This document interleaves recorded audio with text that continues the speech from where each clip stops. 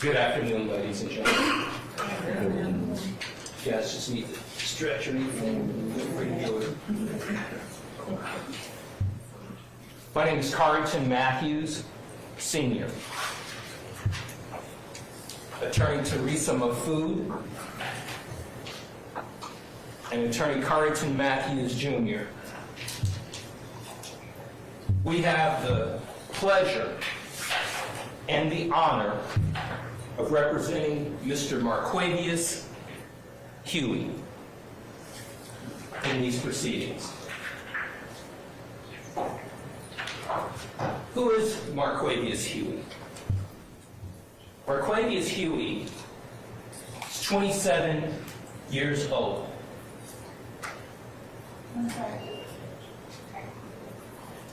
He is 27 years old. He was born and raised in Atlanta, Georgia. Born and raised in Jonesboro South housing projects, as you have heard about over these last several hours throughout these various opening statements. He has 6 other brothers and sisters, and he actually graduated, ladies and gentlemen, from South Atlanta High School in 2014. He has 2 children. He has a 4-year-old son, Major, and a 1-year-old daughter, Journey. Mr. Marquavius Huey is not a convicted felon. He can sit on a jury. He can own a firearm. He can vote. And he can do what other law-abiding citizens can do as a non-convicted felon. He has goals, ladies and gentlemen. He has goals of being able to one day open a store, a retail store that sells men's and women's clothing. It's one of his goals. And when he grew up in Jonesboro South, ladies and gentlemen, he grew up with various folks that live in that community. As any community that you live in, you gain friendships and you grow up together. And Mr. Huey, he grew up. He grew up with Jeffrey Williams. They were friends from childhood. That's what the evidence will show. You will learn it. Now, let's get into the Overt Act 76. This is a theft by receiving of a handgun in 2018. That's one of the overt acts in this case, ladies and gentlemen. Now, in that particular indictment, back in 2018, that actual indictment was brought by the Fulton County District Attorney's Office. They brought it in 2018 against Mr. Huey. Also in 2018, they reduced it to misdemeanor disorderly conduct. They gave him 12 months probation, and they agreed to that reduction. This table, this organization, this agency, in 2018. Now, in 2018, they reached that agreement with Mr. Huey. Now here we are in 2022 when this case was indicted, and now in 23 when it's being heard, they're using the same charge that they initially charged him with, of theft by receiving of a handgun. They reduce it down to a little misdemeanor, disorderly conduct.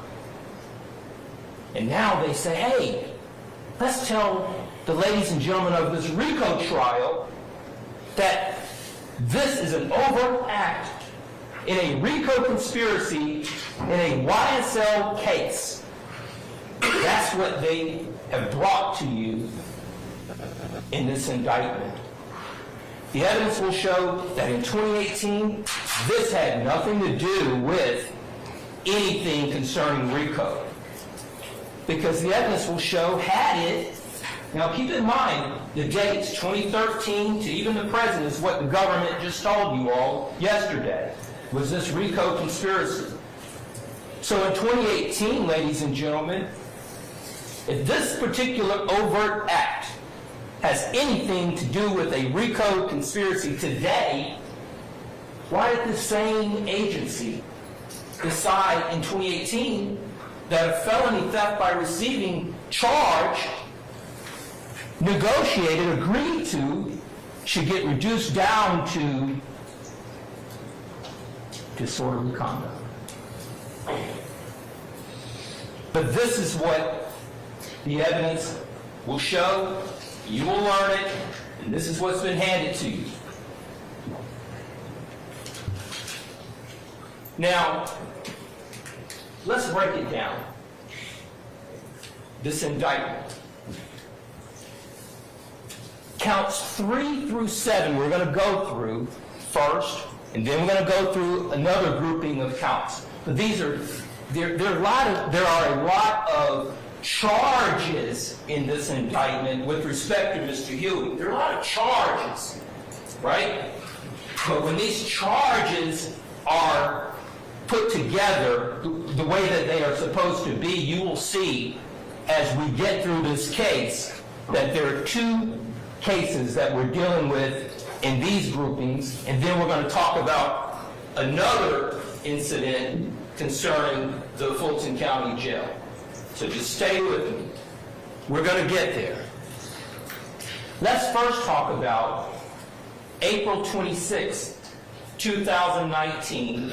These are counts 3 through 7.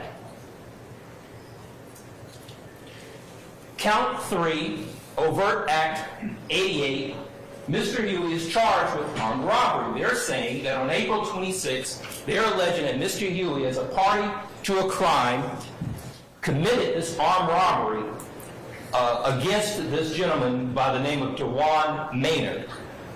That's what that particular count talks about, an armed robbery, using a firearm with an unknown person to take these items from this person. We're going to get into details, but I'm going to go over the charges first. Count 4. They are charging Mr. Huey with Overt Act 89, aggravated assault, saying that with that same firearm that Mr. Huey pointed the weapon at Mr. Maynard as he took the items, and that this makes up an aggravated assault. That's the charge. Going over the charges, then we're going to get into what the evidence is going to show. That's count 4. Count 5, the same one case we're talking about, the same one grouping, aggravated assault, because there was this other individual by the name of Damon Jenkins who was with Mr. Maynard. So they have charged Mr. Huey with this ag assault on the Damon Jenkins. Same grouping, same incident, April 26, 2019. And then count 6 are these tag-along charges that you typically come when you get charged with an armed robbery. You're going to get an ag assault, you're going to get a possession of a firearm during a commission felony. That's how the government, that's how they indict cases. Those are the charges. We'll get into all that later, but these are the charges. We'll get into that at a different stage in this trial. But that's count 6, saying that Mr. Huey had in his possession this firearm when this alleged incident happened, where they are claiming that Mr. Huey was involved. We're going to get into it. And then 7 is that same gun charge against Mr. Damon Jenkins. So that's 3 through 7, ladies and gentlemen. April 26, 2019. So what happened? Let's get into it a little bit. April 26, 2019, around 12:39 a.m. in the morning, at 741 Morosco Drive, Northeast, Atlanta, Georgia, at this apartment complex called Core Lindbergh Apartments. That's a stock photo of that particular complex. Now, here's the story. The story is that, and we're not disputing that this incident happened. We're disputing that Mr. Huey is ever a part of it. Mr. Huey stands before here. He signed an indictment and indicated that he is not guilty and he is innocent of these charges. And we stand here straight and we look you in the eye and we stand tall that Mr. Marquavius Huey is innocent. So, April 26, 2019, you've got 3 individuals.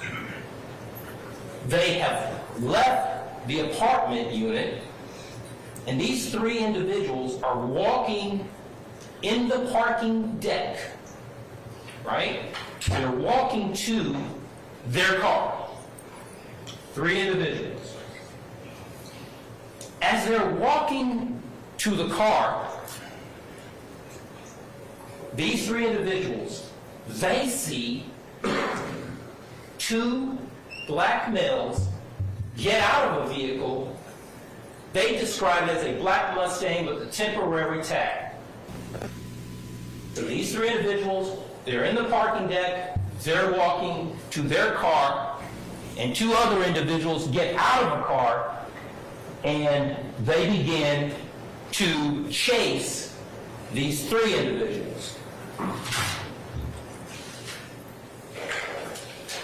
There's video surveillance in the parking garage. You will likely see this video surveillance. It's the government's case, and they get to present their case however they choose. If they choose to show you a video, you will see it. Right? Now, let's talk about these 3 individuals that are walking from their apartment to their car. Damon Jenkins, he lives there. He knows the apartment complex. He knows the parking deck, right? So he lives there. He's familiar with his spot. He's familiar with his crib, right? So he runs down the parking deck. So he sees them. He's walking. He sees them. He goes down. So he goes essentially left. Okay? That's Damon Jenkins, the apartment lessee, the owner of the apartment, his crib. Dewan Maynard. Dewan Maynard is with Damon Jenkins, right? What does he do? So he's visiting his friend Damon Jenkins. Damon Jenkins has the keys to Maynard's vehicle. Maynard is the one with the jewelry and the items, right? Maynard, he goes right, and he goes up the parking deck, right? And he's running.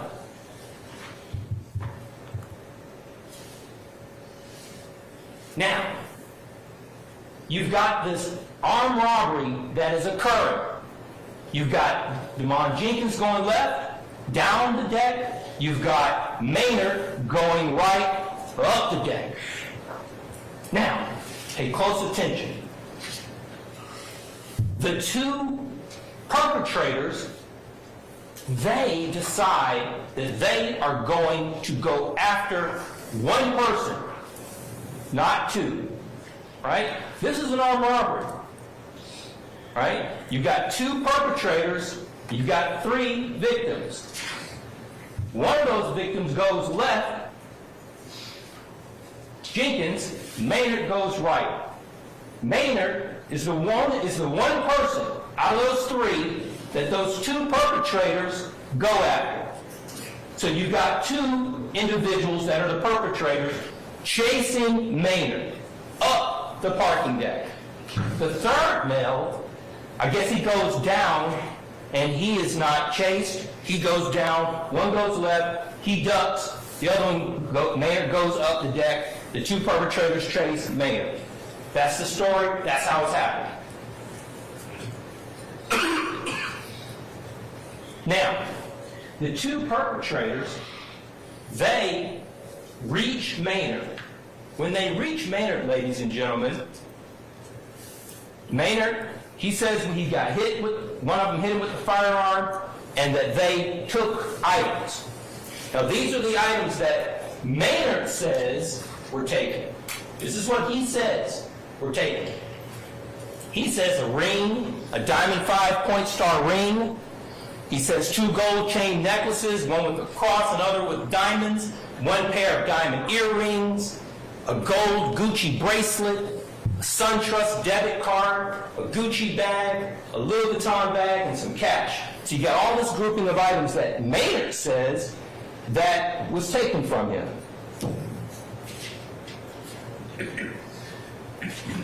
You've got police officers galore that come over to the scene, right? So you've got responding officers, you've got white shirt officers, you've got sergeants, everybody responding there, trying to figure out what happened. They talked to Maynard and Jenkins, right? They talked to the security guard, Joel Hines. Joel Hines, he says that, I was patrolling the area, I saw this black vehicle that had been parked and running for about an hour or so. It had tinted windows, and I couldn't see inside, and, apartment owners, sometimes they'll come sit in their apartment, in their cars before they go inside, so I didn't think anything of it. I didn't see anybody. I didn't get a look at anyone. So the security guard, he doesn't see any individuals that are in the black vehicle. They canvass the parking deck. The officers, they get surveillance videos from the parking garage. So that's what the officers are doing. That's what they did that night, right? Now, here's where it gets interesting, ladies and gentlemen. On April 26, 2019, at 12:39 in the morning, that's when this incident happened. Demond Jenkins, when he goes left, Demond Jenkins, who's the apartment owner, when he goes left, he goes downstairs, he runs out, and he happens to see an officer, he flags him down. So that officer's right there, pretty much. All right? And then other officers start coming and converging on this incident scene to try to figure out what happened. But on that same day, later that day,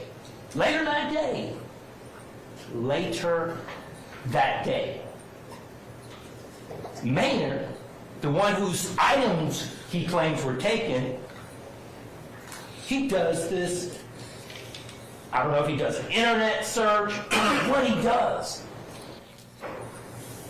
How in the world of millions of social media people that are on social media, Instagrammers, people that have pages, Maynard calls into Zone 2 and he tells the police that he just happened to be scrolling Instagram and he saw a person wearing his diamond 5-point star ring. Imagine that. Less than hours. So what does he do? Maynard calls in. You will hear evidence that when he calls in, that he sends some photographs. I'm going to get to that. So the case is assigned to Detective Jeffrey Henderson on April 28, 2019. So the case now has a detective. A couple days later, Detective Jeffrey Henderson now has this case. What does he do when he gets the case?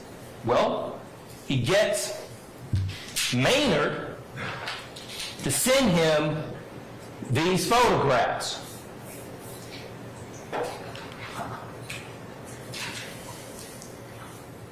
He views the video surveillance footage that he obtained from the parking deck, from the apartment complex. And he asks him to send some pictures of the jewelry. So send this information that you found on Instagram, send me some pictures of your jewelry, and send me some videos, and let me take a look at the video surveillances that I was able to get from the parking deck. So these are the photographs that Maynard, the victim in the case, he sends Detective Jeffrey Henderson 2 separate Instagram pictures of 2 separate people. On the left there is a picture he sends of someone else, some person in the world on social media. Maynard sends that photograph, and he sends the one on the right. The one on the right is Mr. Huey's Instagram. The one on the left is someone else's Instagram. He sends these to Maynard, to the Detective Henderson. 2 different people with the same ring, or the similar ring, or some ring that looks like the one that he owned the same day. So he becomes his own detective. Now, the video that was obtained from the parking garage, ladies and gentlemen, that video, it shows the 2 perpetrators running after Maynard, right? One of those perpetrators has on like a black jacket and maybe some red pants or something of that nature. The other person has on a gold puff jacket and some black slacks, pants or jeans or whatever. So that's what the video is showing from the parking garage. So, what does Detective Henderson do?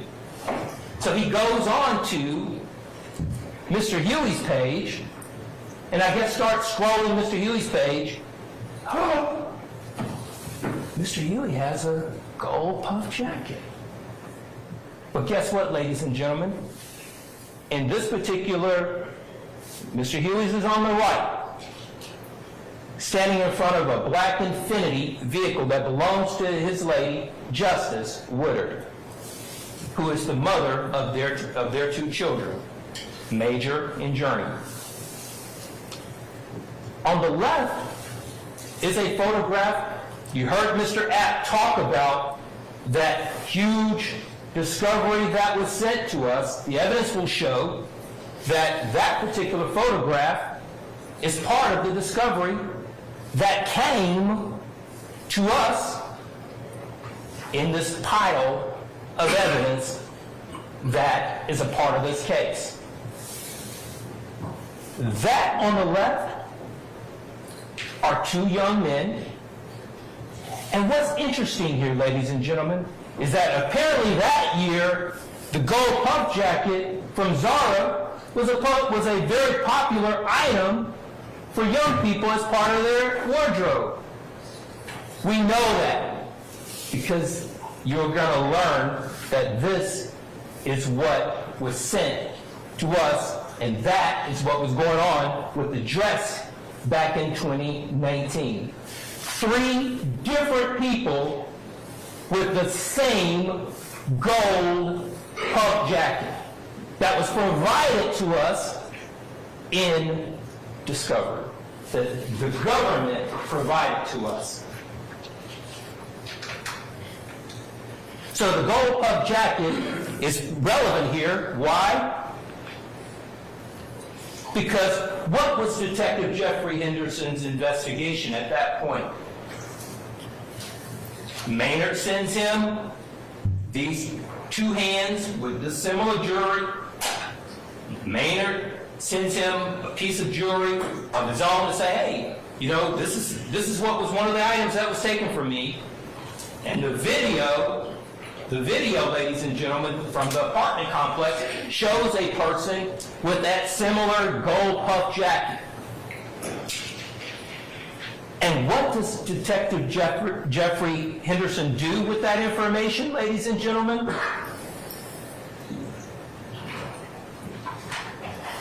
He completes it. He completes his investigation. This happened on April 26, 2019. 4 days later, he gets warrants for Mr. Huey's arrest on that investigation. That is the case.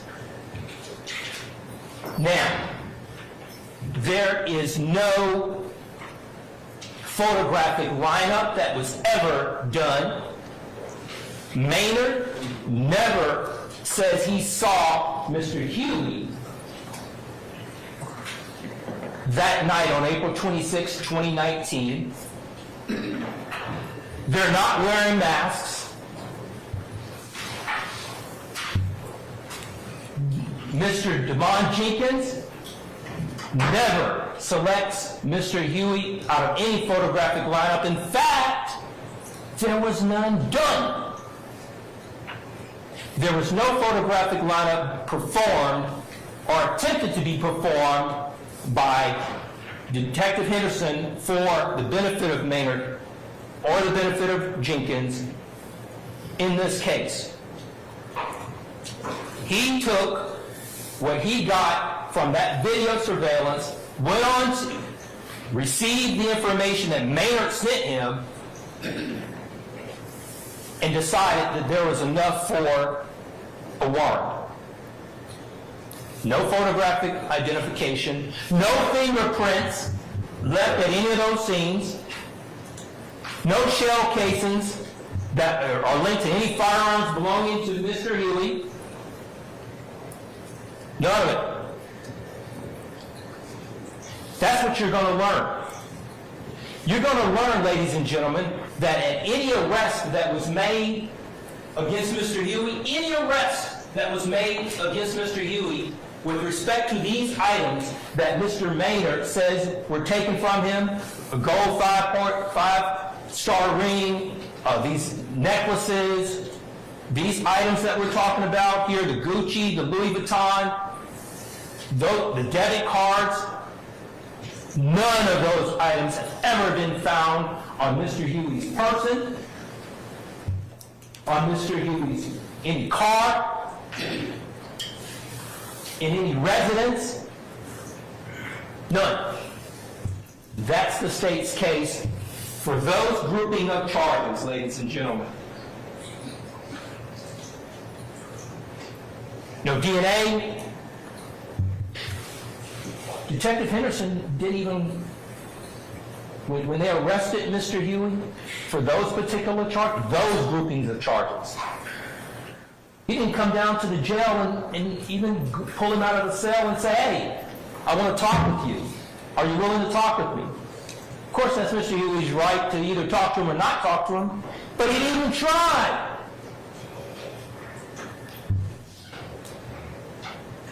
No other witnesses out there at that location that are going to tell you that they ever saw Mr. Huey at that location. That's what you're going to learn about that grouping of cases.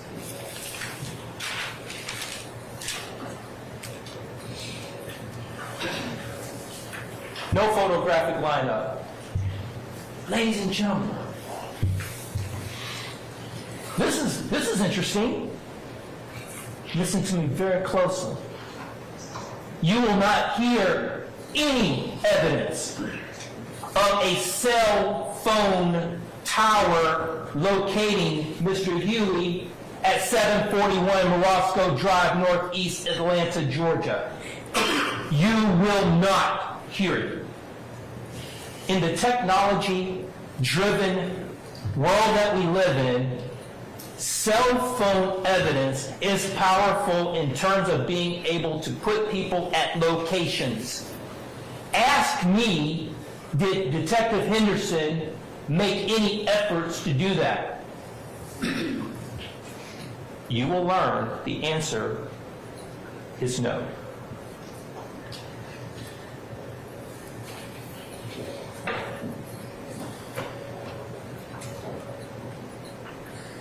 Okay, that was that grouping of cases, ladies and gentlemen. Okay? That was that case from April 26, 2019. Okay? Now let's move on to this other grouping of cases that we just, that I want to talk about now. So let's move on to another time and another place. Let's go to October 1st, 2020.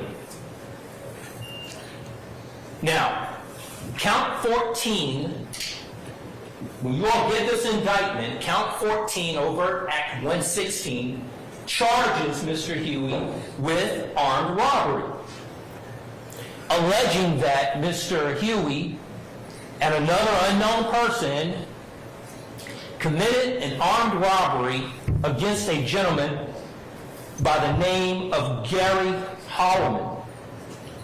That's what count 14 says, by use of a firearm. That's 14. 15, we're still on October 1, 2020. These next series of counts are going to deal with one day. This particular count, 15, armed robbery, says that on that same evening that Mr. Huey, along with this unknown person, committed this armed robbery against Domisha Coppage, who is out there with Gary Holloman at an address that we're going to get to in just a moment. But I want to go over the charges first, and we're going to get into the facts in a moment. So that's the charge right there. Count 15, an armed robbery concerning Domisha Coppage.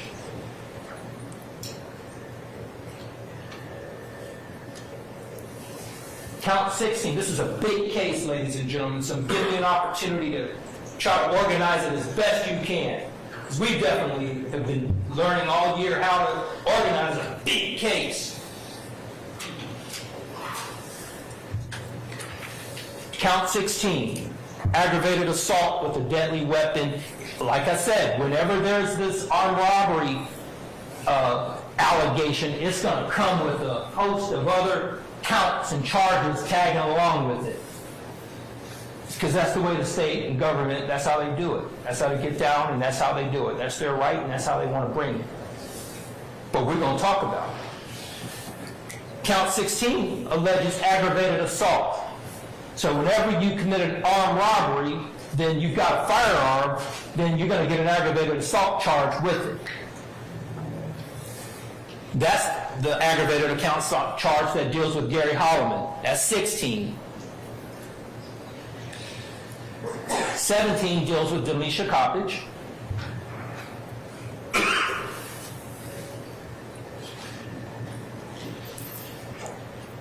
18 is another way of alleging an armed robbery. When you specifically use a firearm to take this clicker out of my hand, that's armed robbery. But if this clicker were an automobile, and I was sitting in this automobile, and you use a weapon to demand me to get out of the automobile, it's an armed robbery, but they call it, it's a separate charge that's called hijacking of a motor vehicle. Basically, it's an armed robbery of a car, or an auto, a truck, or a vehicle. That's count 18. They're saying that Mr. Huey along with this other person, took a 2016 Buick LaCrosse from Gary Holland. That's 18.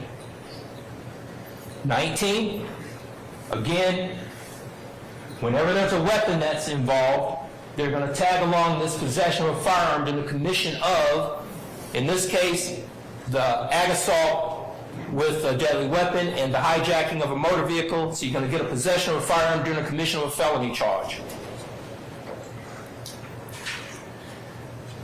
Same thing with respect to Ms. Coppage. Armed robbery and an aggravated assault to take that cell phone that she's saying was taken. You're going to get a count 20, a possession of a firearm during the commission of a felony. And then what they've done is they've said in 21 that this was gang related. So they tack on a criminal street gang charge.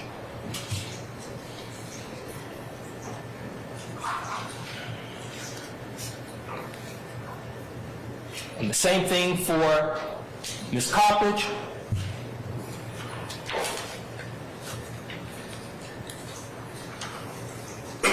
So those are the street gang charges that they've alleged. That's 23. So let's get into it now. So those are the charges, ladies and gentlemen.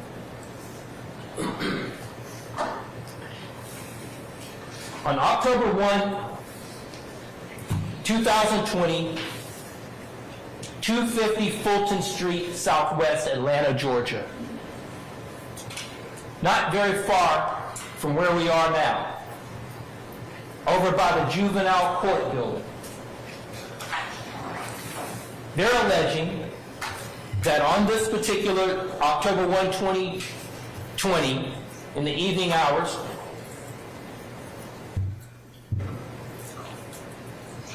that these charges that we just talked about occur. Now let's deal with it. What is being alleged here? Gary Holloman, who's no longer with us, ladies and gentlemen, Gary Holloman sold pills for a living. He was a drug dealer. And Mr. Huey had gotten injured. And his injury was the result of a shot to his leg and being out in the public and living in the area. There was a shooting incident. He got shot. Okay? When he got shot, he ran out of the ability to get medicine the right way. So what did he do? He found that this guy Holloman that he knew through this other person, Mender, that Mr. Holloman sold Percocets. So what happens? He had been dealing with Mr. Holloman for some period of time. You're going to hear about it. And how do you know you're going to hear about it? Because when Detective Henderson comes into this courtroom and sits in this witness stand, I'm going to ask him questions about it. Now, Huey knows Gary Holloman because they had been doing business. Mr. Holloman purchased 2 or 3 pills periodically, $20 a pop, Percocets. And he dealt with Holloman various occasions. Nothing unusual. I'm going to meet you. I'm going to call you, right? He calls him. Huey calls Holloman from time to time, right? And when he calls Holloman from time to time, Holloman, in fact, you will learn through Henderson that Henderson, when they arrested Mr. Huey on these charges, they sit Mr. Huey down in an interview room. And when they sent Mr. Huey down in an interview room, Henderson reads him his rights. And Mr. Huey agrees to talk with him without an attorney. Because I don't have anything to hide. I'm okay talking to you without a lawyer. He sits down, talks to him. And Mr. Huey, he didn't know specifically why he was even being arrested at that moment. And you'll hear about it, right? And when you hear about it, Henderson is saying, hey, somebody's saying that you carjacked him. Okay, tell me about it. What are you talking about? And then Huey and Detective Henderson, Huey says, okay, so you're talking about the streets been talking. The streets been talking. They saying that I set Holloman up. They saying I set Holloman up. I didn't set Holloman up. I deal with Holloman. I didn't set this man up.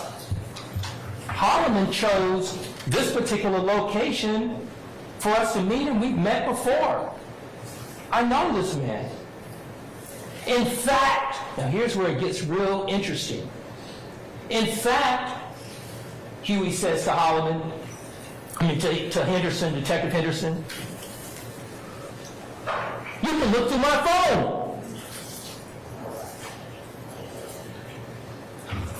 So, Henderson looks through the phone. And what does he see, ladies and gentlemen? He sees Your Honor, we're going to object to this portion of Basis. self-serving hearsay. Yep, the evidence will show. I'll overrule the objection. The evidence will show, ladies and gentlemen, that Henderson, they have the phone out. Huey is leaning over. Henderson has the phone. They're scrolling.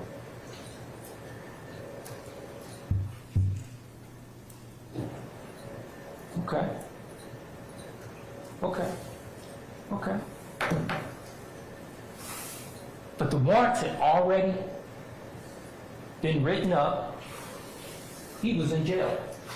He was arrested that night. He was being arrested for it on the 24th of November, 2020.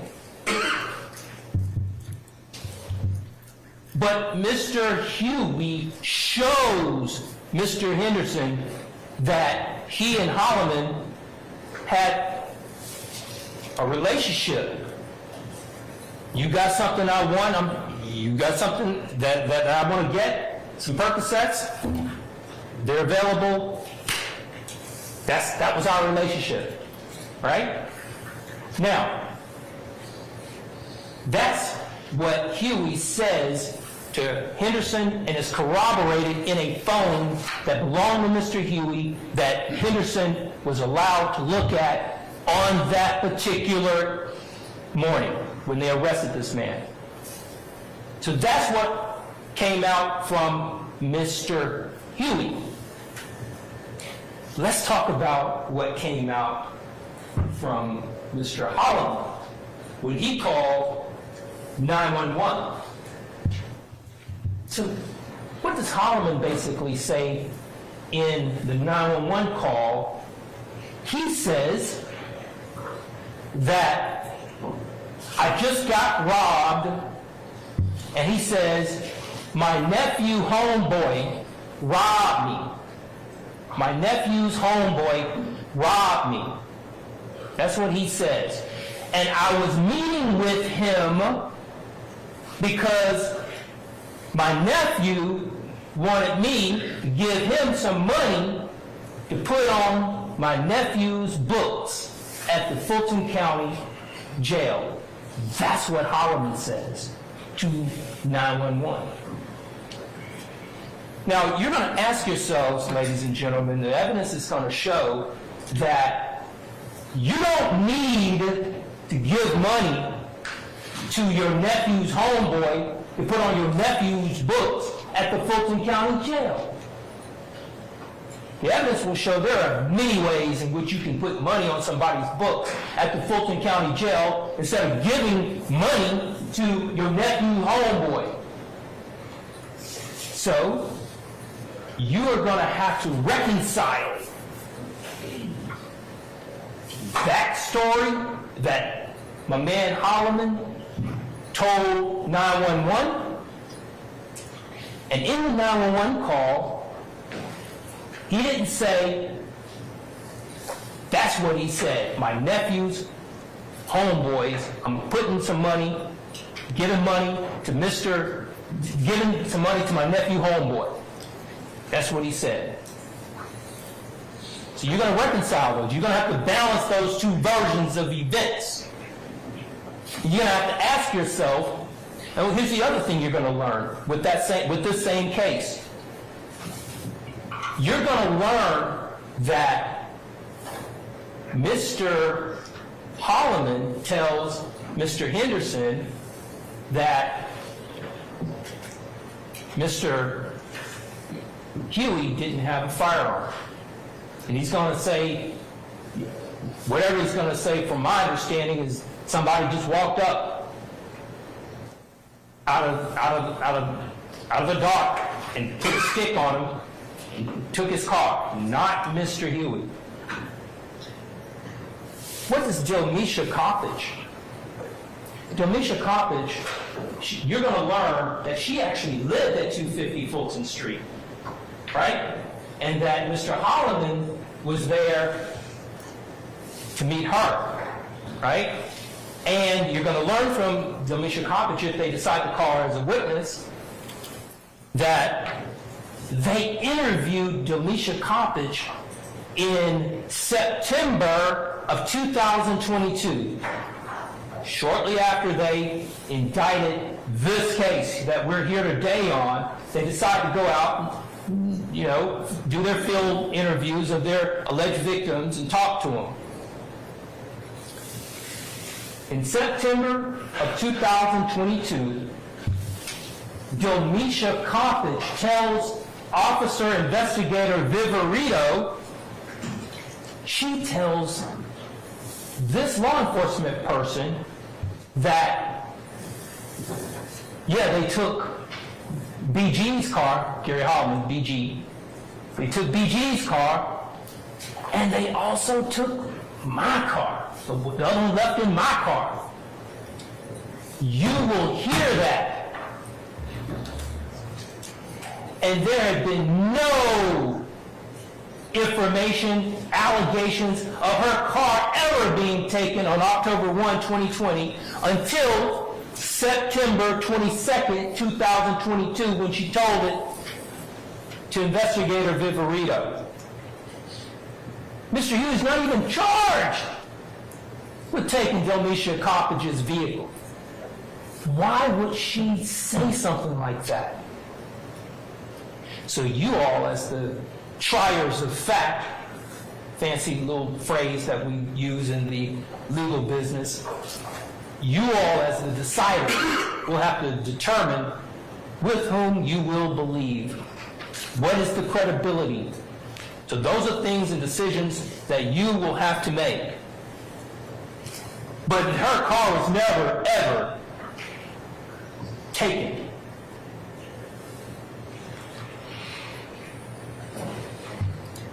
These are the items that were claimed that had been taken: a Buick LaCrosse, Gary Holloman's cell phone, Delmisha Coppage's cell phone, and Mr. Holloman tells him $10,000 in cash.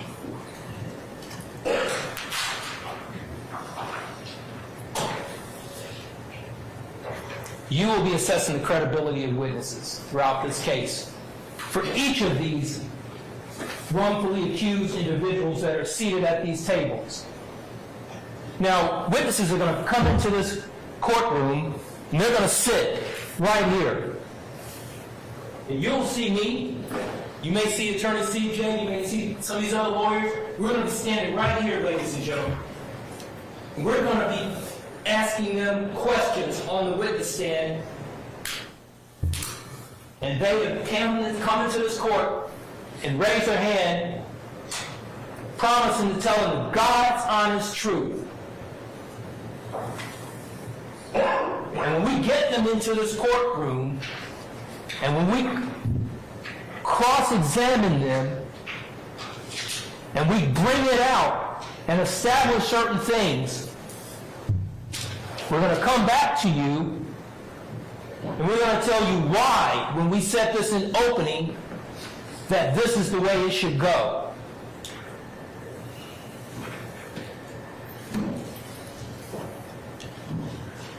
Let's change gears. One last gear, a few last gears to change. I know it's a long day. We're getting there. Now, ladies and gentlemen, let's move to a different day and time. So that was that case. So we have covered counts 3 through 7 for an April 26, 2019 situation.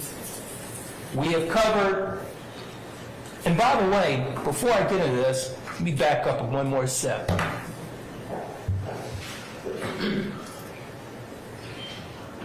No vehicle cross was ever found in Mr. Huey's possession. No cell phone was ever found in Mr. Huey's possession belonging to Jamisha Coppage, Gary Holliman. And in fact, there's technology out here, ladies and gentlemen, where these smartphones, these iPhones, they stay on, right? You can track these bad boys. We're going to be asking questions down the line. So when I'm upstanding and cross-examining and talking to these witnesses, pay very close attention to, that technology, these smartphones.